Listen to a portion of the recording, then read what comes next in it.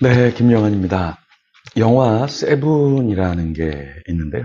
이 세븐이 1995년에 데이빗 핀처 감독이 만든 영화인데요. 3천만 불, 그러니까 약 한 330억 원 이상 예산을 들여서 3억 불, 그러니까 3,300억 정도를 그 당시에 벌었습니다. 이 영화는 반전에 반전이 있는 스릴러 영화도 아니었는데요. 근데 이 영화가 굉장히 각광을 받았던 것은 영화를 보는 관점에 따라서 조금 더 재미있게 볼 수 있다라는 것입니다. 첫 번째는 줄거리 방식으로 볼 수 있고요. 두 번째는 서머셋과 밀스라는 두 주인공을 집중해서 보는 그런 방법이 있습니다. 또 한 가지의 방법은 카메라 시선을 따라가면서 이렇게 볼 수 있는 영화 기법인데요. 서머셋과 밀스를 아래에서 위로 이렇게 비추는 장면이 있습니다. 중립적인 시선 처리를 하는 건데요. 차 안에서도 뒤에서 바라보는 위치에서 비춥니다. 또 서장 앞에서 카메라는 3명을 각각 비춥니다. 서로 다른 방에 있는 것 같이 보이게 해요. 서머셋과 밀스가 같은 사무실에 있을 때도 서로 다르게 비춰줍니다. 각각 다른 방에 있는 것처럼 그렇게 촬영을 했죠. 그런데 서머셋이 밀스의 집에 가 초대를 받아 농담을 한번 하면서 이제 친밀해지는데요. 그 뒤는 두 사람을 한 공간에 있는 것처럼 같이 모아서 화면에 비춰줍니다. 줄거리와 대사 외에 카메라의 앵글로 그 각 사람의 심리를 보여주는 것이죠. 마지막 장면에서 연쇄 살인범은 범죄인을 비출 때는 흔들리지 않게 그렇게 비춰줍니다. 그리고 확고한 모습을 보여주는데요. 밀스를 비출 때는 카메라가 그의 움직임에 따라 흔들립니다. 그래서 이 영화는 단순한 범죄 영화가 아니라 다르게 볼 수 있고 다르게 해석할 수 있는 여지를 주는 그런 영화죠. 그래서 더 재밌게 어떻게 보느냐에 따라서 다르게 이 독자가 보는 영화를 보는 이 총중에 따라서 조금씩 다르게 해석할 수 있게 해 놓았습니다.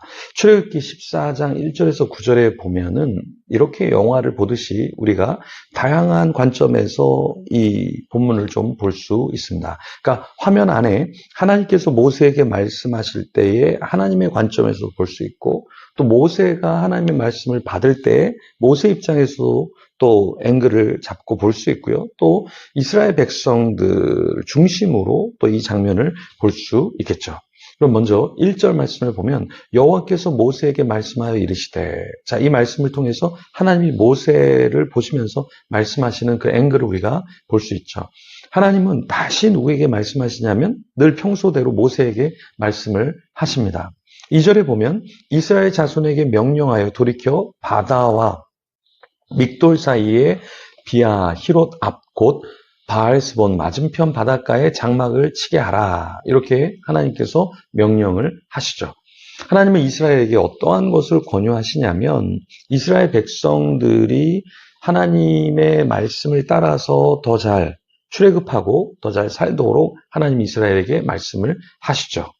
바닷가에 장막을 치는 것, 이것은 좀 상식적인 걸까요? 네, 여러분, 바닷가에 놀러 갔는데 바닷가에 장막을 친다. 조금 위험할 수도 있겠죠.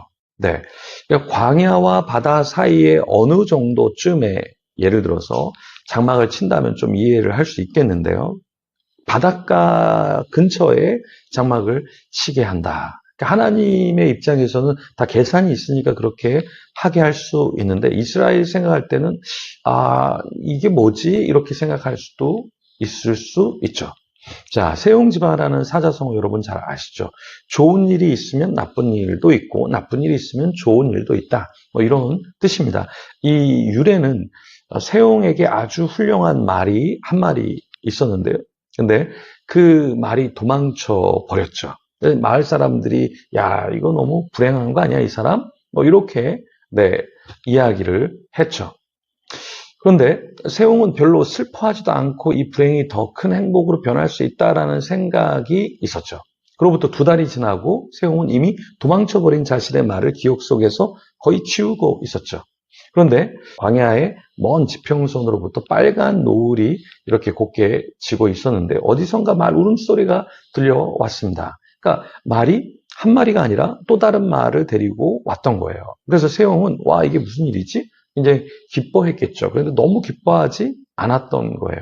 그런데 이 기쁨이 또 어떻게 화로 바뀝니까? 네, 이 말에 아들이 타고 이렇게 다니다가 네, 다리를 다치게 되죠. 그러니까 사람들은 아들이 다리를 다쳤으니까 불행한 거 아니야? 근데 세용은 거기에 연연하지 않았죠. 그런데 어떤 일이 벌어졌죠? 네, 전쟁이 났는데 아들이 발을 저니까 사실은 군사로 차출이 되지 않았죠. 그래서 어떻게 됐습니까? 네, 세옹지마라는 뜻은 무슨 뜻이라고요?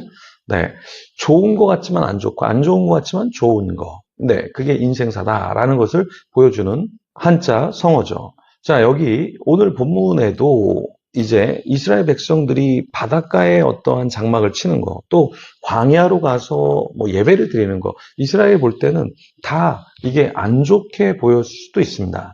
그런데 하나님의 큰 관점에서 하나님의 뜻이 있기 때문에 너네 일로 나가야 돼. 광야로 나가야 돼. 너네 여기다 장막을 쳐야 돼. 이렇게 하나님께서 말씀을 하셨던 것이죠. 그래서 우리도 때로는 하나님 말씀 따라 살다 보니까 야 이거 다 손해야 손해. 이렇게 생각할 수 있어요. 그런데 다 그렇지 않다라는 거예요. 그러니까 세상을 따라가야 될 것 같은데 세상을 따라가지 않아도 우리는 충분히 살 수 있다. 우리가 운전할 때 나는 움직이지 않고 브레이크를 이렇게 밟고 있는데 앞에 있는 차가 쭉 가면 어떤 느낌이 드냐면 운전하시는 분은 알겠지만 내가 막 뒤로 밀려나는 느낌이에요. 그래서 브레이크를 더 세게 잡기 시작하죠. 그런데 사실은 그게 아니라 착시 현상인 거잖아요.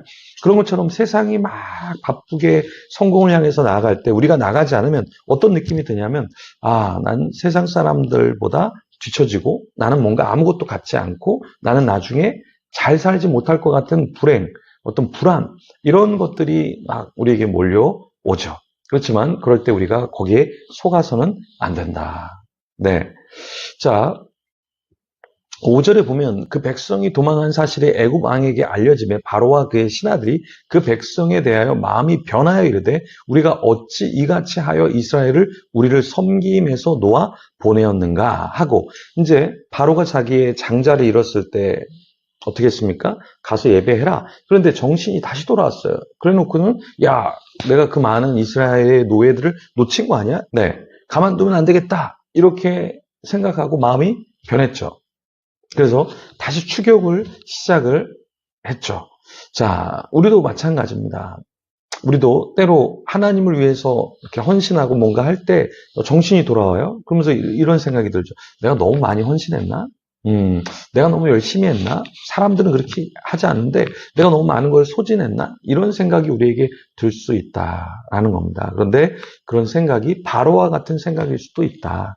우리가 하나님 앞에서 섬김이라는 것이 너무 과하면 문제지만 너무 가정을 돌보지 않고 뭔가 균형을 잃어버리는 건 분명히 문제지만 하나님을 위해서 교회를 위해서 뭔가를 해놓고는 내가 너무 과하게 한 거 아니야?